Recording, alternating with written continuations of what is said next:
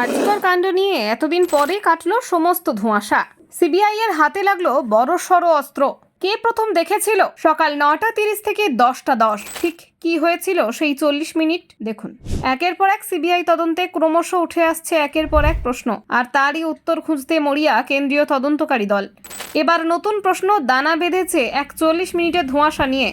সেই বিশেষ সময় যার ঘটনাক্রমের বিবরণ কিছুতেই পাওয়া যাচ্ছে না বলে সূত্রের খবর। ধোঁয়াশায় এই 40 মিনিট ঘিরেই তাই নতুন করে বেড়েছে সন্দেহ। আরজি করের পড়ুয়া চিকিৎসকের নৃশংস খুন ও ধর্ষণের ঘটনায় 40 মিনিটের ধোঁয়াশা এখনো কাটেনি। সিবিআই সূত্রে জানা গিয়েছে, সেমিনার হলে দেহ প্রথম দেখেন পিজিটি প্রথম বর্ষের ছাত্র। তখন সময় সকাল 9:30। অথচ সূত্রের খবর বলছে আরজিকর পুলিশ আউটপোস্টে দেহ পড়ে থাকার খবর আসে বেলা 10:10। তাহলে প্রশ্ন উঠছে, মাঝের এই লম্বা 40 মিনিট ধরে ঠিক কী ঘটেছিল সেমিনার হলে? সেই সময় কারা ছিলেন উপস্থিত সেখানে? কেনই বা তারা আউটপোস্টে দেহ পড়ে থাকার খবর জানাননি? তার পেছনে কি কোনো বিশেষ অভিসন্ধি ছিল?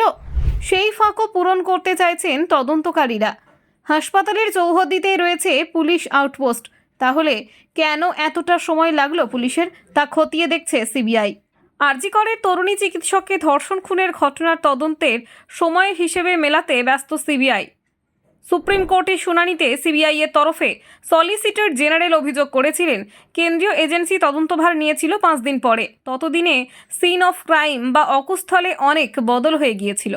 সেই কারণে এই ঘটনায় সংশ্লিষ্ট সবাইকে জিজ্ঞাসাবাদের পাশাপাশি অপরাধের আগের ঘটনার পরম্পরা সাজাতে সাহায্য নিচ্ছেন টাওয়ার ডাম্পিং পদ্ধতির। সিবিআই সূত্রে খবর, মোবাইল টাওয়ার ডাম্পিং প্রযুক্তির মাধ্যমে ঘটনার রাতে আরজি করের ওই চত্বরের আশেপাশ থেকে কতগুলি ইনকামিং আউটগোয়িং কল গিয়েছে তা বের করা হয়েছে। সেখান থেকে ঝাড়াই বাছাই করে ঘটনার রাতে আরজি করে সেমিনার রুমের আশেপাশে থাকা নিরাপত্তারক্ষী, জুনিয়র ডাক্তার, নার্সিং স্টাফ মিলিয়ে 125 জনের নামের তালিকা করেছেন তদন্তকারীরা। তাদের মধ্যে 22 জনকে জিজ্ঞাসাবাদও করা হয়েছে। তবে মোবাইলের টাওয়ার লোকেশনের সঙ্গে সংশ্লিষ্ট ব্যক্তিদের সবার বয়ান মেলেনি বলেই সূত্রের দাবি। এই পরিস্থিতিতে ঘটনাস্থলে উপস্থিত আরও কয়েকজনের পলিগ্রাফ টেস্ট করার কথা ভাবছে সিবিআই।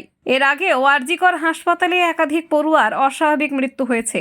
গত 2 বছরে ওই হাসপাতালে কত জনের অস্বাভাবিক মৃত্যু হয়েছে তারও খতিয়ান চায় সিবিআই।